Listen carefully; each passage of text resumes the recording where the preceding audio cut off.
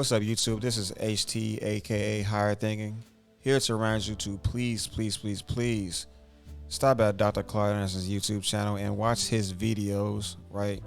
Watch it unsnipped and unclipped and show some support, man. Stop at the comment section and just leave some roses because he deserves it, right? He's dedicated his entire life to being a warrior for a disenfranchised group of people, and that his work is not ending with him. That remind him that he has cultivated the next generation of warriors that's willing to continue the fight that he's left off on, right? So please stop by and show him some love, and in the meantime, enjoy this video. And something we're very interested in doing something with black folk. Both of them had black mistresses, you see. Even though they were white, they had black. Whoa! What? All right, I beg your pardon. Hold on, I missed something. And Thaddeus Stevenson and Congressman Bingman, they said, let's do something positive. And I must tell you up front that the reason those two congressmen in particular, Stevens and Sumner, were very interested in doing something with black folk, both of them had black mistresses.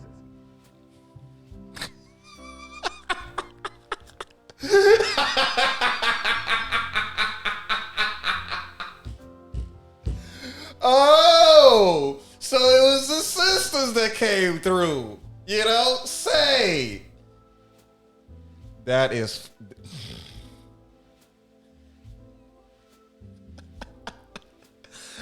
Bro, this is why I be trying to tell these, black manosphere dudes, man. Like, yo, say what you want about the sisters. They can come through when it's time to come through. These dudes, these men in charge were pushing the envelope, making people having uncomfortable conversations that needed to happen that was gonna push black people in the right direction. And what was the crux? I'm trying so hard not to do it. What was the crux of that? Essentially, that movement, this radical Republican movement, it was black women. And could that be? Is there a link? Is there a reason why I've never heard this before? Why a lot of us haven't heard these radical Republicans before? Because there's a one time white people let some black women infiltrate and sway their judgment to do something that's not conducive to the white power structure. Thank you, black women. And I pray and I hope that y'all stick with us until the very end of this fucking fight, because we definitely will need you. Right here, this Powernomics right here, that's the name of his book. Buy that book and take a good look at it, take a good read of it. What I'm currently doing is I will be watching all of his YouTube content first, and after I'm done with this YouTube content, I'm gonna go pick up the book myself, and I'm gonna do my further due diligence and checking out this Powernomics thing on a deeper and a more nuanced and thoroughly explained nature that it can only be obtained by his book, right?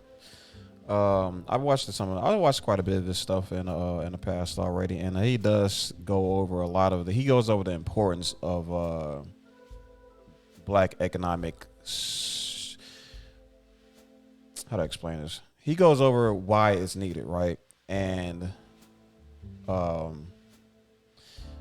believe that reading this book is gonna not only further drive home the fact that why it's needed, why these type of conversations need to be at the forefront of our culture, but it's also going to talk about the solutions and the way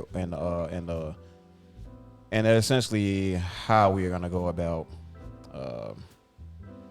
implementing this stuff. The solutions, you know what I'm trying to say. It's gonna go over a lot of go over the solutions that are plaguing not just black economy. I'm trying to say black economy, but it's not even just that. It's just black people as a whole, like the police brutalities, what Ye is talking about, the bad the black what do they call those? Dang, the word is clearly escaping me.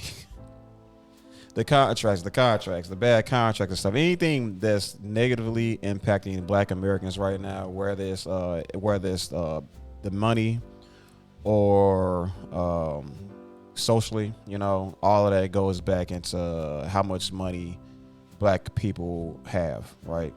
I said this in the last stream, where what would be some of the detractor would say that the money should not have any type of impact, or it shouldn't have anything to do with the social value or the social aspect of how Black people are treated in America. Well, you can want that to happen, but taking a look at the Jewish people, looking at how much influence and power they have over a lot of things, right? You can't get away with saying what you want to say about them, right? And that's because they have the influence that they have. They have the power. They have the economic power to back up their them being offended. You know what I mean? So you can march and picket and protest and stuff like that. Jewish people don't have to do that stuff. You know what I mean? They don't have to do any, like Kyrie Irving. When Kyrie Irving shared that tweet, they didn't have, like, those people at the game. They didn't have to be there. You know what I mean? They didn't have to be there for Kyrie Irving to do the essential monkey dance to get his job back. They had the economic power structure. They were in place, and they were pretty much already in position to attack back any criticism made upon them. The most powerful and most And so in a way, I'm glad that affirmative action is now dead. I want them to bury it. That's big. He's glad that affirmative action is dead. Mind you, this is a Black man. Don't get it twisted, because the things, it sounds bad now, right? I mean, you can argue that a lot of things Ye says is really bad, right? But when you actually sit down and listen to the man and take off your hate goggles, you understand that he's actually he's not lying. You know what I mean? So I'm definitely going to be open as to what he means by this idea that he's glad that affirmative action is dead. But again, we need the celebration, but you need to understand that. Now, the same thing is true with Juneteenth. There it is. And see, all this will give you the context for reparations now, so you understand the issues. See, Juneteenth, the same thing. See, Juneteenth started off as a major celebration in Galveston, Texas, in 1865.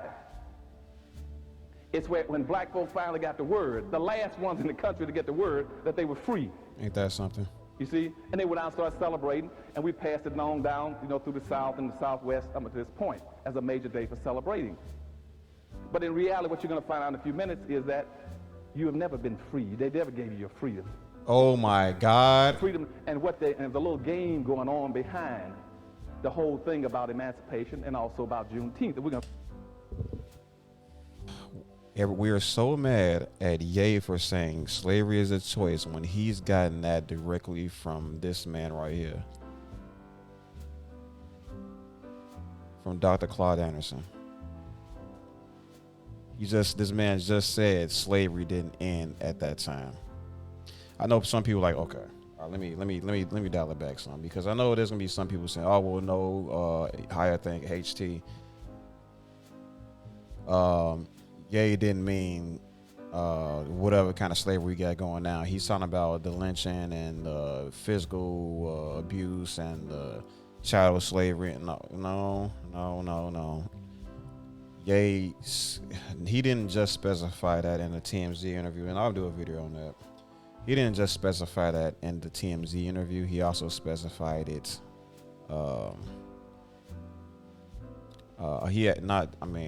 He reaffirmed it in later interviews. He went more into detail, and he is like on the Piers Morgan. He may have mentioned on the Piers Morgan, but he also mentioned it on the Tucker Carlson interview, and saying that leading it up to him saying that Black people don't have a place where we hold municipal power. He said that we spend a lot of time working for other cultures of people, primarily white people, if we're going to be completely honest. But Ye and other entertainers have been working for Jewish people. That's why he's under fire for saying that. But for the sake of not being canceled, I guess we can call Jewish people white and not get canceled. I guess that seems to work out. He said we've been working for other people, other nationalities of people instead of ourselves, and he got that directly from Dr. Claud Anderson. And this is so interesting to me because this dude is not being talked about at all, not even a little bit. Like I heard about him from some obscure YouTuber that most people seem to don't like anymore, right? And then when Ye says it, since Ye has like the whole Trump thing attached, the Trump name attached to him, and he has this whole anti-Semitic thing attached to him, like he lost his quote unquote credibility, right? You know what I mean? You can't listen to Ye anymore because he's crazy, right? He's an anti-Semite. Don't listen to Ye. He's a bad person, quote unquote. Malcolm X was saying a lot of the same things that we hear Ye say. Louis Farrakhan, who's also respected amongst the black community at the very least, was saying a lot of the same things Ye has been saying, right? But I guess since we think Ye is an anti black person or a pro white supremacist or something like that, that he loses. We have a long way to go, man. We as a people, especially black people, I hate that. Sorry, I got to target you like this, but I'm primarily dealing with black people. But anybody else watching this that can that believe, anybody else is watching this that agree with me or think they can take something home from this, it can't apply to it. It does primarily apply to human nature in general. Like everybody can't benefit from the simple advice of take your feelings out of your data collection. You know what I mean? When you're watching something, turn your emotions off and intake the information and then digest it and then apply your own opinion to after you have full understanding of the complete situation. But when you're listening, you listen, right? You listen with full intent to understand and at the end it's in your best interest, right? How do I put this in words? Charitable. To be charitable when you're when you're listening to somebody attempt to express their ideas, right? So they wrote the black codes throughout the South and a lot of northern areas that forced them. And those black codes then says we got you where we want you. Because all we got to do now is to put out all these laws. Like, for instance, that a black person must have a signed contract to work for a white man by January the 1st of every year. What? Every black man we had to be in a white man's book as an employer in order to be free from fucking prison? If not by January 1st, we are. He's can be arrested for being idle and vagrant. Idle and vagrant. Idle? We can't even, bro, are you serious? The biggest form of investment in the United States was money invested in slaves. And they didn't want to lose that money. And so what Lincoln did to try to resolve that, he says, well, what I'll do is that let me give you all some reparations. And if I decide to send them out of the country, I'll give you some reparations. So he sent a bill over to Congress to give reparations to white slave owners. Yes.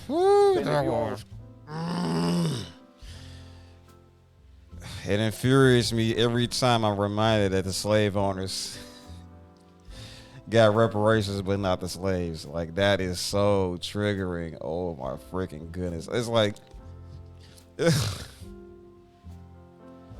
bro, it's like every time, bro, when people try to sell me like, hey man, you know, bro, I understand what America did to you guys, bro. But come on, man, you know, we can't do reparations for blacks because it's not gonna help, you know, it's gonna hurt us, it's gonna hurt America, you know. Bro, like Native Americans, Asians, Japanese, I believe. I don't know if it's Chinese too. Probably Chinese too, because they look similar, right? We're gonna say for right now we'll say Japanese. I mean Jewish people over in Great Britain, they get like all these people get reparations, and then slave owners get reparations. It's like, dude, it's like a freaking bad anime. You know what I mean? It's like it's like a show where the character where you're like, it's like, but in reality, we don't strive above adversity. You know, the main character eventually gets to a point where he starts to win. You know what I mean? And it's been a very, very, very long time, right? 400 plus years. imagine watching a show for 400 plus years and the main character never gets his what's owed to him, and everybody else around it's like everybody hates Chris, except it's like Chris is not just Chris, it's black people. And I keep telling our black leadership, quit trying to write things and speak broad ambiguous terms, talking about everybody. Man, and that's the fucked up part about it, man, because they think that's the only way they're gonna get any fucking traction. It's all about marketability, man. And it's like when I'm a common thing that you're gonna hear me say a lot on this channel is it's gonna take a lot of sacrifice to help black people, and cutting away and making yourself less marketable or less likable, right, is gonna be part of that. Is gonna be part of that sacrifice. We're gonna have to be kind of borderline assholes, right, in order to get anything done for our community, for our culture of people that is shrinking in number by the year, whether it be by our own hands or by the government, i.e. police, or well, how would you even call this new one that I'm just realizing? What I would probably call convenience, by way of a convenience economy, right? The things that just make us feel good about our lives, that make our lives easier to deal with, and that's abortion, the leading cause of black death in America right now. Let's take Juneteenth as a kickoff point, since this is Juneteenth weekend. If you go back now to, let's say, about 1860, when Abraham Lincoln, the so-called great emancipator. He is about to say what I'm finna. He is about to say what I know. I knew it. This dude's freaking. I knew it. This man is freaking brilliant. This dude should have been a leader of the black community. I swear it. You all will be celebrating over Juneteenth. The great emancipator, Abraham Lincoln, President Abraham Lincoln. Yeah. Abraham Lincoln didn't do one single solitary thing positive for black folks. That's One of the what I'm talking about. and culprits ever lived in terms of black folks. So you start talking about celebrating Juneteenth and Abraham Lincoln, you got to see it should be deal of double deck. You're back to the shampoo again. Tell him. You start talking about great emancipator and how he freed the slaves. There goes the shampoo. Yep. Because you see, and that's what happened in 1963. We had the great Martin Luther King March, and I had a dream speech. See, where did they go to give that speech? But at the foot of the great emancipator, Abraham Lincoln. Yeah. They stood at his feet and said, I got a dream, with Abraham Lincoln standing behind him. He was one of the biggest scoundrels to black folk on earth. And even when our friends, the Farrakhan, they had the Million Man March. You see, because they don't have the truth, they don't know some of the similes they get caught in. So they didn't go to the foot of the great emancipator and sit at the foot of Abraham Lincoln and give the Million Man March speech.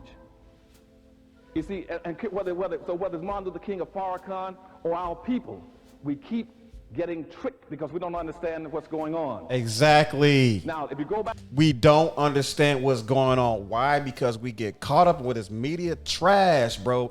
Oh, I'm getting triggered again, but you relax. Not yet, right?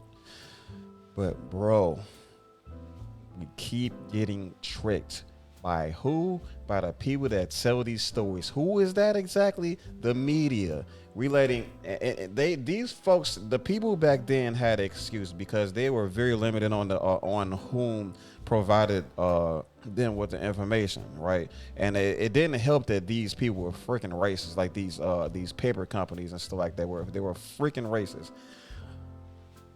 Now we don't have that grace. Why? Because we don't just have those news sources to rely on. We have the freaking internet, where we can, if we see a headline that may raise alarms, right?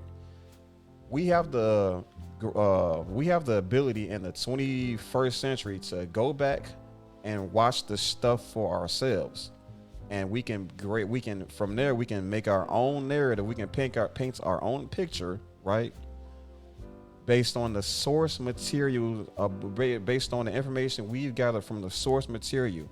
If you're gonna run around and just looking at some freaking clickbait and then read somebody else's take on a particular situation, you don't know what that person's agenda is.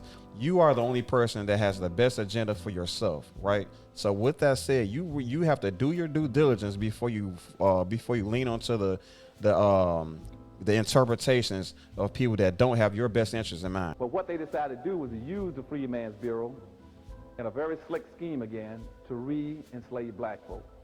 Re-enslave black folks, yeah. And what they did then is they came up with a whole scheme saying we still need black folks' labor. So the Freedmen's Bureau then set up a thing called a contract system, where they drew up a little contract, which if a black person signed it, it tied him to the first spot. See, in other words, he put his name in the first spot with an X and tied him into the white man at the South. Okay? And the Freedmen's Bureau, when all throughout the South, said they're going to do it in such a way where because the whites in the North needed cotton. Yeah. Still needed cotton. Even though they destroyed the South, they moved all those factories and all the cotton from the South to the North. And now the North got... I mean, can we not just pay... Bro, brothers back then would have worked for cotton. I mean, they would have worked for money. You know what I mean? Like, yo, we did it. Just pay us just pay what we're worth. You know what I'm saying? Like, just pay us. It'd have been cool. We'd have picked the damn cotton for you. Just pay some damn money and we'd have been even Steven. Got all the plants in the South. And they needed factories. At that point in time, in the late 1860s, over 60% of all this country's export and wealth was in cotton. They were still shipping cotton out. And they need to sell cotton because like England was buying something like 1 billion pounds a year. And they needed that cotton, but they didn't, and they could have solved a racial problem at that point in time by just simply saying, if we need cotton and we need cotton production, why don't we get a 40 acres and a mule to the black people and let them raise the cotton and buy it from them? Okay. You know, if the country needs cotton to survive, because that's our major industry, why don't we give land, mules, and money to black folk, let them raise the cotton and buy it from them? We couldn't even hold cotton down. There was an industry around cotton, right? Everybody needed cotton. It wasn't just Americans that needed. It wasn't just black people that needed cotton. It wasn't just the slave masters that needed cotton. It wasn't just the North. It wasn't just America. It wasn't just the continent. It wasn't just the Western Hemisphere. Great Britain needed cotton. Everybody needed cotton. And it seems to me that with black people being essentially the masters of cotton, right? That could have been like the starting point of a chain reaction of generational wealth, right? If cotton was an industry that held down and controlled by primarily black people, essentially a resource, right? This is water, electricity, internet. It's like a something that we created or we cultivated for a profit. God gave us that, right? God gave us the two hands to make this cotton thing come to action, to work, right? And we would have, if we were to hold control of this cotton industry, from that point up until right now, there will be no problems. There wouldn't have been a need for affirmative action. There wouldn't have been a need for Martin Luther King and civil rights, there wouldn't have been a need for integration and all that stuff. That segregation, that nobody would. There would have been no segregation if we would have had all that money back. Are you kidding me? Yo, if white people want to play this game of hating black people and all that stuff, they can play that game, but they're not gonna get our money, and it'll hit them eventually. You know what I'm saying? It hit them later on in this current timeline, but given the timeline where black people were in control of the cotton industry, oh, they would have been begging to be in our neighborhoods. Feel me? They would have, please, y'all, please, can we just want to live next to y'all Negroes and be a part of y'all Negro culture, because y'all got so much money and y'all neighborhoods is so clean because y'all started with the cotton, and then y'all just took that cotton and built so many other industries and became trailblazers of so many different forms. Like, we would have took that cotton money and then built the freaking music industry off of that money. We'd have took that blood, sweat, and tears that those from the craftsmanship of picking cotton, right? And we would have made a massive amount of wealth with that money. It's like you take that money and you invest it into other places. Hey, somebody got the idea of, hey, people love this music that we created. Let's profit off of that. And when we invest this money, right, into this music industry, that money is not going to go to any other culture of people but us. The black owned cotton field, right? Let this timeline have come to fruition. This Negro League would have been it probably would have never ended, right? Because with this being a black man owning this this corporation, this sport outlet, it'd have been, billions of dollars. It'd have been $1 billion industry, and it'd have been something that could have been funneled to the black communities, and all of the inner city problems that we are going through, we are dealing with today, whether it be homicide rates to abortion. Abortion not a crime, but it's like it should be. Here I go. Let me relax. Abortion should not be a crime, but it is. You have to admit that us losing numbers, right, is making this race war, quote unquote, right, this tribalism battle a little bit more, not a little bit, but it's making it a lot more difficult to manage. Dr. Claud Anderson will go into specifics, and I will I will build the bridge for you to understand that a little bit more deeply. Just stick with me, right? If it were to integrate with white baseball, it'd have been white baseball integrating with the Negro League. It might have. Of course, they would have had to change the name, but the important thing is this dude, Rube Foster. The ownership and the money and the board of directors, or all the people that make the decisions, that make the big bucks, that are at the top, they would have been handpicked by him. And I'd argue to say that he would have passed. He would have made sure, he would have been on code, right, and made sure this money, that the decisions and the decision making would have been primarily, at the very least, heavily influenced by our community and our culture, because this is like our companies and our business and our economics.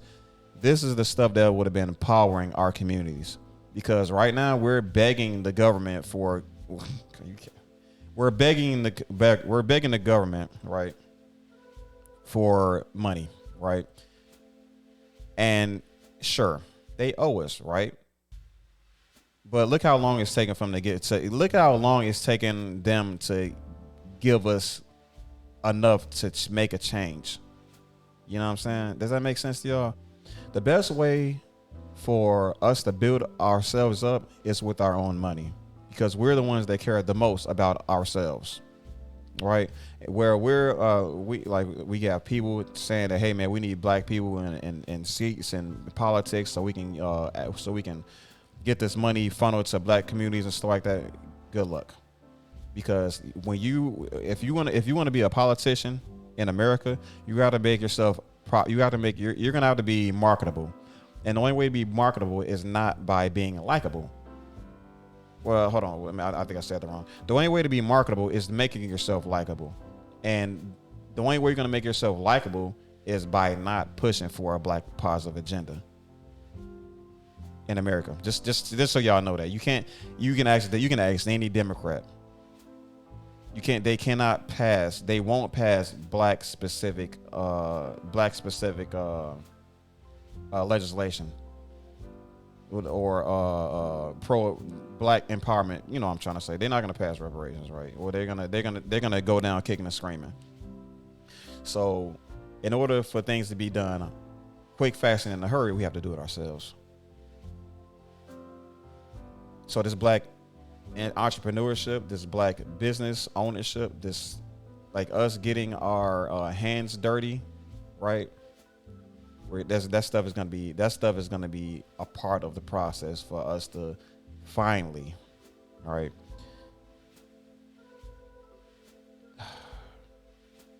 And it's not just equal footing, but the respect that we deserve.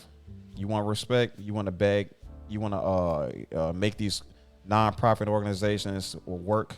You want everybody to be sympathetic to black people. You're gonna have to have the money first.